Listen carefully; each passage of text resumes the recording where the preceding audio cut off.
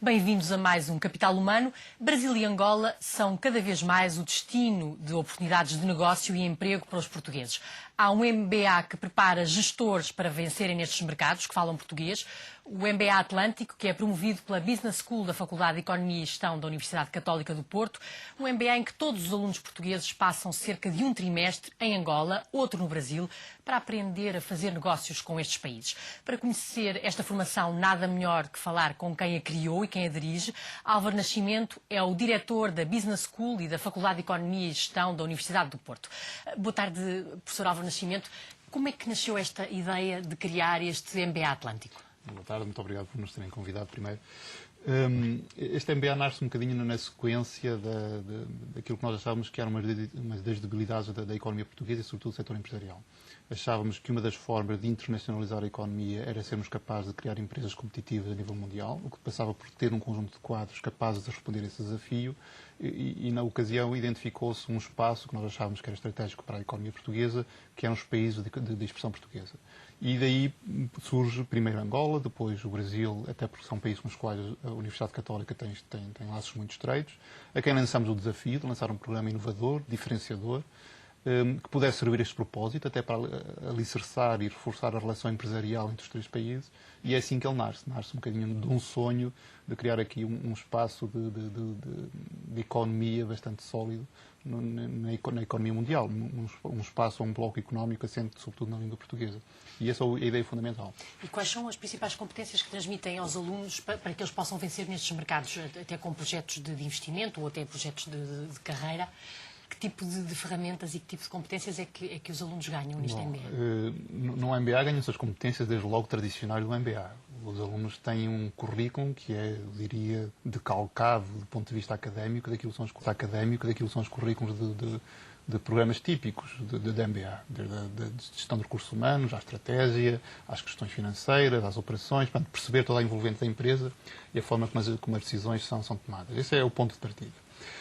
Agora, no MBA, normalmente pretende-se ir mais longe. E o pretender-se ir mais longe é conseguir que os alunos que frequentam estes programas tenham uma grande componente prática e uma grande componente de envolvimento empresarial. E nós fazemos-lo neste programa através de um conjunto de parceiros empresariais, que são, de alguma forma, patronos do programa, que funcionam um bocadinho como âncoras no mundo real, para nos ajudar os alunos a fazer projetos aplicados, para, no limite, desafiar os nossos alunos a pensar sobre os seus próprios problemas, para nos dar ideias e sugestões sobre temas que são importantes, ou tendências que são importantes, ou desafios que são importantes para as empresas, do ponto de vista do crescimento e dos negócios, para nós ajustarmos os nossos currículos. E esse é o segundo pilar, se quisermos, de um programa desta natureza e, sobretudo, este programa em particular, em que esta vertente de ligação à empresa é muito explorada. Ou seja, nós temos protocolos muito específicos que obrigam a transferência de tecnologia entre a universidade e as empresas para formar melhor os gestores. Mas depois temos um terceiro pilar, e esse sim é outro pilar, eu diria, sobretudo, é o pilar mais inovador do programa, que é o pilar da cultura e das sociedades locais. A razão de, neste programa, nós criarmos uma turma tripartida, em que os alunos são simultaneamente alunos do Brasil, de Portugal, de Angola, embora sejamos abertos a outras geografias, mas maioritariamente eles vêm destes três países. O facto dos países, dos alunos viverem em cada um dos países durante um trimestre e o facto dos alunos se envolverem ativamente nas atividades locais, desde questões culturais, que são muito importantes para um gestor, até questões mais sociais, de conhecimento da realidade, de participar em ações locais de natureza mais social e cultural, faz com que o programa permita com que estas pessoas percebam, para além do mundo empresarial, dos conhecimentos académicos, aquilo que é a influência da sociedade e a influência das culturas nos negócios. Portanto, este é o terceiro pilar do programa. É por isso que o programa tem esta multiplicidade e tem esta itinerância. Com estes três elementos, nós achamos que conseguimos produzir um conjunto de pessoas que são cosmopolitas. E que são cosmopolitas ao ponto de conseguirem perceber as empresas, perceberem que os negócios diferem de sítio para sítio. E nós damos este exemplo. Somos todos três países que falam português, mas somos completamente diversos no que diz respeito à maneira como pensamos, como falamos. É engraçado porque nós, um pouco à parte no meio disto tudo, já começamos a ter um léxico, sabemos que quando um brasileiro diz uma determinada coisa, mesmo na nossa relação entre universidades, a gente tem que descodificar, que não é exatamente a mesma coisa. Não querem dizer a mesma coisa. Não coincidem. Por exemplo, e da própria maneira como se encaram e como se conversa. Por exemplo, quando um brasileiro diz deixa comigo, a gente sabe que não pode deixar completamente e tem que fazer um acompanhamento. Enquanto para um português, quando diz deixa comigo, existe um sentimento de responsabilização. E estes aspectos pequeninos são importantes na gestão do dia-a-dia. E é importante conhecerem-se, para que não haja depois mal-entendidos até na relação negocial e empresarial. Claro. E isso é fundamental. E estes 3 pilares transformam o programa em inovador. Eu acho que, sobretudo, este último pilar transforma o programa em fortemente inovador. E este terceiro pilar permite-nos fazer uma coisa que nós achamos que é muito relevante. Permite-nos construir uma rede de gestores, nós achamos que vão ser gestores do futuro, que criam entre eles laços de cumplicidade e laços de relacionamento ou conhecimento, que, posicionados em empresas diferentes, neste triângulo, se quisermos, podem ajudar a capitalizar os negócios. E esse é o último passo, o objetivo final de um programa como o MBA Atlântico. Estão a terminar a segunda edição e perguntar alguns casos e histórias de sucesso de portugueses que tenham depois conseguido, depois de frequentar o MBA Atlântico, ou iniciar carreiras lá fora, ou eventualmente iniciar negócios lá fora, no Brasil ou em Angola? Vou responder-lhe isso com alguma cautela ou reserva. Porquê? O programa tem ainda apenas, está a terminar a segunda edição, porque ainda só terminamos a primeira. Sucesso, eu acho que é demasiado cedo para falar em sucesso. A única coisa que posso dizer é os alunos que frequentaram o MBA Atlântico, a grande maioria deles mudaram de emprego. É curioso que muitos dos alunos que vieram frequentar este programa foram apoiados por empresas, inclusive algumas por empresas parceiras. Outros vieram por sua própria iniciativa e estão globalmente todos a trabalhar. Muitos deles escolheram empresas fora de Portugal, porque estou a pensar em portugueses que escolheram empresas fora de Portugal. Curiosamente, não necessariamente neste triângulo. Estou-me a lembrar de um caso que escolhi uma experiência de uma empresa em França, que não tem nada a ver com Brasil, Portugal, Angola, mas que é um aspecto interessante, porque hoje em dia, na Europa, há uma procura muito grande por gestores que falem português, sobretudo porque os blocos dos países em desenvolvimento estão a crescer rapidamente, e isto transforma estas pessoas, com estes conhecimentos do mercado e estas competências, em alvos preferenciais para recrutamento. Nós achamos que isto é um processo de sedimentação, ou seja, é um processo que vai sedimentar-se. O programa está numa fase ainda de afirmação, estamos numa fase de lançamento muito inicial, portanto está a terminar a segunda edição, mas começamos a ter resultados muito interessantes do ponto de vista do reforço da ligação entre os alunos, do próprio reforço da ligação entre as empresas e as universidades e entre as próprias universidades. Há projetos novos que nascem em cima disto. É todo um processo de crescimento e de solidificação de uma relação internacional com base num ativo que é um ativo que é muito nosso, que é a língua portuguesa. É conhecido e é sabido que no mercado internacional de recrutamento os portugueses têm essa mais-valia que é a língua, não é? Que lhes permite de alguma forma conseguirem funcionar no mundo da lusofonia e em países emergentes como o Brasil e Angola, que têm taxas de crescimento muito elevadas. Acha que, neste caso, é sobretudo a questão da língua que torna um português muito atrativo em termos de recrutamento, quer em países europeus, quer em Angola ou no Brasil, ou há outros fatores que nos aproximam desses mundos? Não acho que seja apenas a língua. Eu acho que a língua é um elemento importante para estes países. Até porque se eu lhe disser que a percentagem de população que fala português, inclusive entre os gestores, num país como o Brasil ou em Angola, é muito reduzida, significa que qualquer empresa internacional que quer entrar nesses mercados, desde logo tem essa primeira barreira que necessita de resolver. E a língua é um elemento distintivo que eu acho que pode aparecer no topo da lista. E recrutar um português pode resolver esse problema, não é? Pode resolver esse problema. E, sobretudo, se for um português que percebe dos mercados e já começa a perceber da realidade, ajuda certamente a resolver esses problemas. Mas há outras questões que têm a ver, sobretudo, com algumas questões de competências técnicas. Tradicionalmente, a formação em Portugal é uma formação de elevada qualidade e de elevado nível. Eu diria que as universidades portuguesas são reconhecidas internacionalmente por terem currículos muito ajustados, muito atualizados e, sobretudo, serem muito exigentes na preparação dos seus quadros, dos seus alunos, de alguma forma. E isto transforma, no mercado internacional, os portugueses também num alvo apetecível.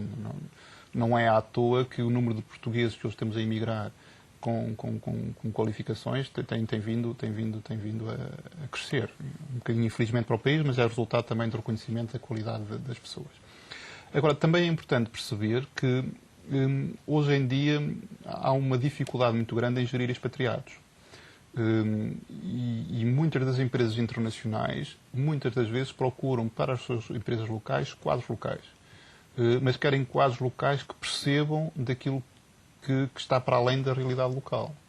E esse é também, se quisermos, um produto do MBA Atlântico. Ou seja, quando nós estamos a formar angolanos com uma experiência no Brasil e uma experiência em Portugal, é mais do que lhes dar um conhecimento do mercado brasileiro e do mercado português. Por exemplo, quando vêm a Portugal, eles vêm conhecer o que é uma realidade europeia. Quando estão no Brasil, eles conhecem uma realidade do Mercosul, da América do Sul.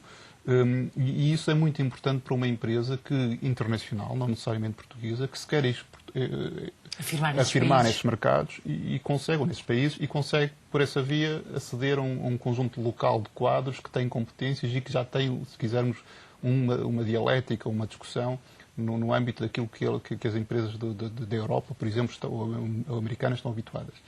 E isso é importante. Eu acho que há toda uma conjugação de efeitos que fazem com que, neste momento, estes quadros possam ser particularmente interessantes para as empresas. Para as empresas. Hoje em dia, e com o crescimento do desemprego em Portugal, o Brasil e Angola são cada vez mais destinos preferenciais e apetecidos pelos portugueses. Para além de frequentar o MBA Atlântico, pode ser uma porta de entrada nesses mercados. Que conselhos é que daria a um recém-diplomado ou até a um quadro que, por alguma razão, agora esteja desempregado, para que passos é que deve fazer, é que deve dar para entrar nesses mercados? Desde logo, a formação e o MBA Atlântico é uma excelente porta de entrada. Será o primeiro passo. Não, eu diria que as oportunidades existem. Não são mercados fáceis. Não são mercados fáceis de entrada. Inclusive, porque do ponto de vista dos mercados de trabalho, não são mercados muito flexíveis, nem são mercados que se possam traçar paralelos com o mercado de trabalho português. Conseguir um visto de trabalho no Brasil não é fácil. Difícil, não é? Já exatamente, tem sido bastante complicado. Não obstante, o Brasil, neste momento, está com uma procura muito grande de quadros qualificados. O que é verdade é que é necessário todo um conjunto de justificações para que uma empresa possa contratar um quadro estrangeiro. Tem que, basicamente, no limite, justificar que ele não existe internamente essa competência ou ele não conseguiu encontrá-la para poder contratar um quadro estrangeiro. Em Angola tem sido complicado nos últimos tempos, até por causa dos vistos de trabalho, embora se tenha desbloqueado um pouco, mas é um mercado que também tem algumas dificuldades. E eu percebo, é uma economia que está a crescer e quer formar os seus próprios quadros. Há aqui alguma resistência, o que significa que qualquer português ou pessoa desempregada portuguesa que queira atacar estes mercados tem que o fazer ciente dos custos que tem e dos obstáculos que vai enfrentar. Posto isso, é possível ultrapassá-los e há imensas oportunidades. Mas necessita-se também, do lado destas pessoas, um conjunto de atitudes proativas. Ou seja, eu, se quiser entrar no mercado brasileiro, tenho que estar disponível para investir durante algum tempo no mercado brasileiro, a conhecer as empresas, a conhecer o mercado e a perceber se estou disponível para passar uma temporada a conhecer aquilo que são as oportunidades existentes. Eu dou aqui só um pequeno exemplo. Nós temos, na Católica, no Porto, temos uma comunidade muito grande de alunos internacionais e nós anualmente organizamos com eles um encontro, normalmente próximo da ocasião de Natal, quando uma grande parte deles vem visitar o país e partilhamos experiências sobre o que é trabalhar internacionalmente e como é que nós podemos reforçar essa rede para que as pessoas possam encontrar oportunidades de emprego, não apenas em Portugal, mas também fora. Até porque ir para fora é uma forma também de reforçar a diplomacia económica do país e fazer a economia arrastar-se a si própria para a cena internacional. E é engraçado, porque hoje em dia temos uma grande comunidade de ex-alunos a trabalhar no Brasil. Alguns a trabalhar em empresas portuguesas, que é uma das vias. Portanto, empresas portuguesas que identificam estratégias de internacionalização para países como Angola ou Brasil, e essa pode ser uma porta de entrada, porque eles estão disponíveis. Outros a trabalhar em empresas completamente fora de Portugal, algumas delas, estou-me a lembrar também de uma de origem alemã ou de origem sueca, que vão para o Brasil e necessitam de portugueses a gerir os seus negócios locais. Estou-me a lembrar, por exemplo, a Autosuec, que é um parceiro nosso do programa, foi convidada há cerca de um ano para gerir a unidade da Volvo em São Paulo, o que é uma das mais-valias. Isso podem ser portas de entrada para estas pessoas, estarem atentos às empresas que estão nestas geografias e entrar por essa via. Professor Álvaro Nascimento, muito obrigado por ter vindo ao Capital Humano. Álvaro Nascimento, ele que é diretor da Business School e da Faculdade de Economia e Gestão da Universidade Católica do Porto. O MBA Atlântico pode ser muito bem uma porta de entrada para vencer em mercados como Angola e também no Brasil. Já sabe que pode conhecer mais ofertas de emprego no suplemento Universidades e Emprego todas as segundas-feiras, no Diário Económico. Voltamos na próxima semana com mais um tema de Capital Humano, o recurso mais importante de qualquer empresa ou economia de sucesso.